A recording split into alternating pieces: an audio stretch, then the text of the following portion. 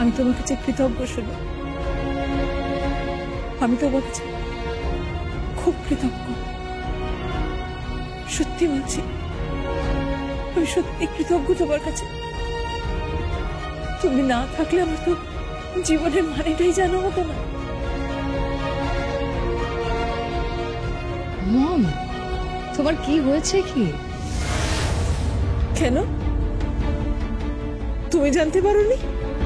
এই যে এই কতদিন শ্বশুর বাড়িতে ছিলে, তুমিও কিছু বুঝতে পারোনি? মানুষগুলো জীবনে কত ইম্পর্টেন্ট, ছোট ছোট মুহূর্তগুলো, সম্পর্কগুলো কত ইম্পর্টেন্ট। আমি তো বুঝতে পেরেছি, হ্যাঁ আমি সেগুলো বুঝতে পেরেছি, আর সেগুলো তুমি আমাকে বুঝিয়েছ, তোমার জন্য বুঝেছি। Thank you.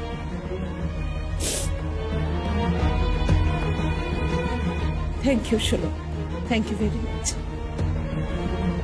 তুমি, আমার মম, আদিত্য, তোমরা না থাকলে আমার বোঝাই হতো না জীবনের মানেটা। জানো তো, আমি এখন সম্পর্কগুলো বুঝতে শিখেছি। হ্যাঁ, আমি এটা বুঝতে পেরেছি এখন। টাকাটাই সব নয়, ক্ষমতাই সব নয়, সম্পর্কটাই আসল। তুমি আমার সেই সংসারটা আলো করে থাকো। কেমন? আলোর উৎসবে কালী পুজোয় আমরা সবাই মিলে খুব আনন্দ করবো। উৎসব করবো, সেলিব্রেট করবো। তারপর দিন, কালী পুজোর পরের দিন, আমি নিজে হাতে তোমাকে সুন্দর করে সাজিয়ে গুজিয়ে অফিসে নিয়ে যাই।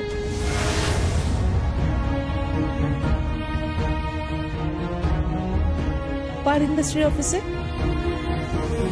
সেখানে নিয়ে গিয়ে আমি তোমাকে সেই চেয়ারটাতেই বসাবো। বুঝেছ?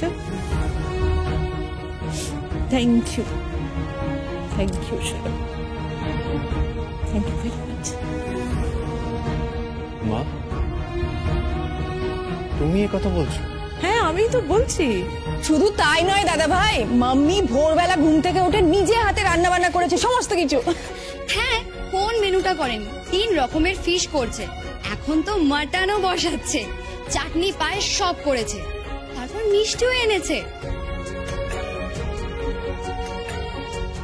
বিজয়া তো এখনো হয়ে ওঠেনি না? ও হ্যাঁ মা, ঠিক আছে, ঠিক আছে। শুভ বিজয়, শুভ বিজয়। শুভ বিজয়। হ্যাঁ মা, এই শুভ বিজয়, শুভ বিজয়। শোলকবতী, তুমি তোমার শাশুড়ি মাকে প্রণাম করবে না? নিশ্চয় করব। এতদিন পরেই তো মাকে মায়ের মতন লাগছে।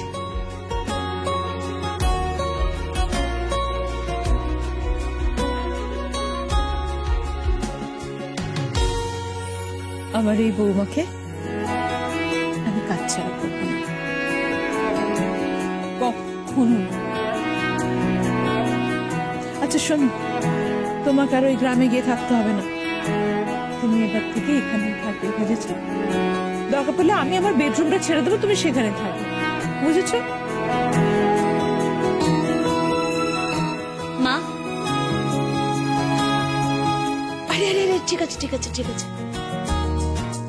তুমিও খুব ভালো থেকো। তোমরা দুই বোনে আমার এই বাড়িটাকে, আমার এই সংসারটাকে আলো ভরিয়ে রেখো, আনন্দে ভরিয়ে রেখো। কেমন?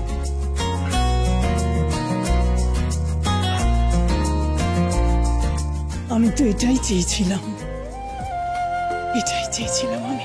মম, ও মম, মম, তুমি খুশি? আমি তো এটাই চেয়েছিলাম,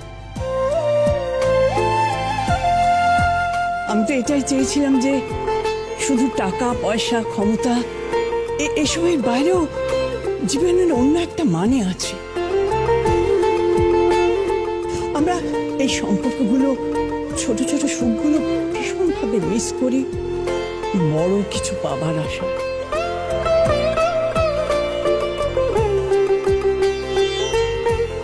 আসলে জীবনের মানেই তো লুকিয়ে আছে ছোট ছোট সুখগুলোর মধ্যে।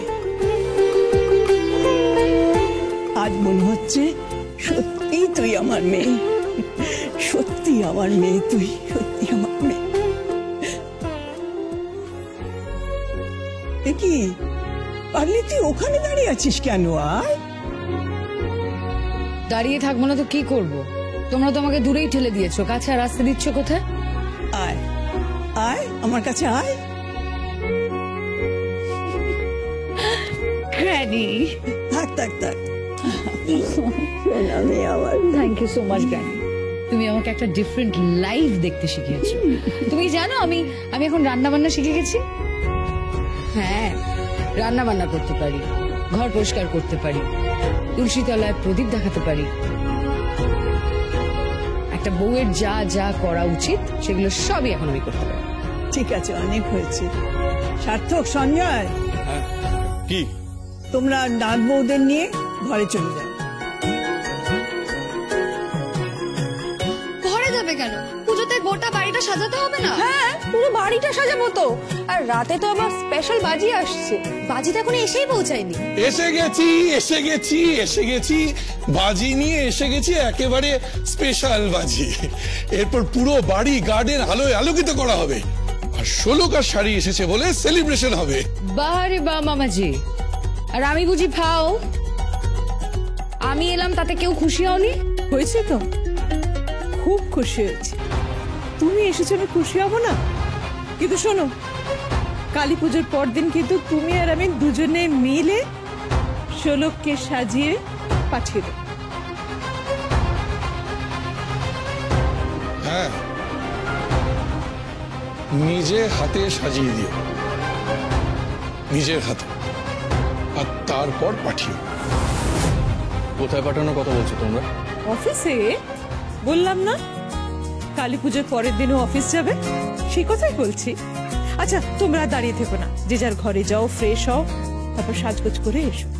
আমি ততক্ষণ মাটনটা রান্না করে ফেলি। হ্যাঁ, যাও। মম, যদিও আমার শ্বশুর বাড়িতে নিরামিষ খায়, মাছ মাংস কিছু ঢোকে না কিচেনে, কিন্তু আজ আমি তোমার সাথে মাটন রান্না করার সময় কিচেনেই যাব, হেল্প করতে।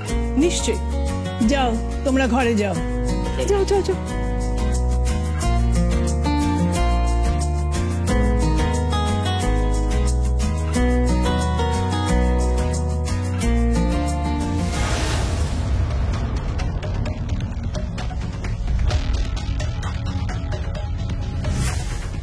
মম, এসব কি হচ্ছে কি?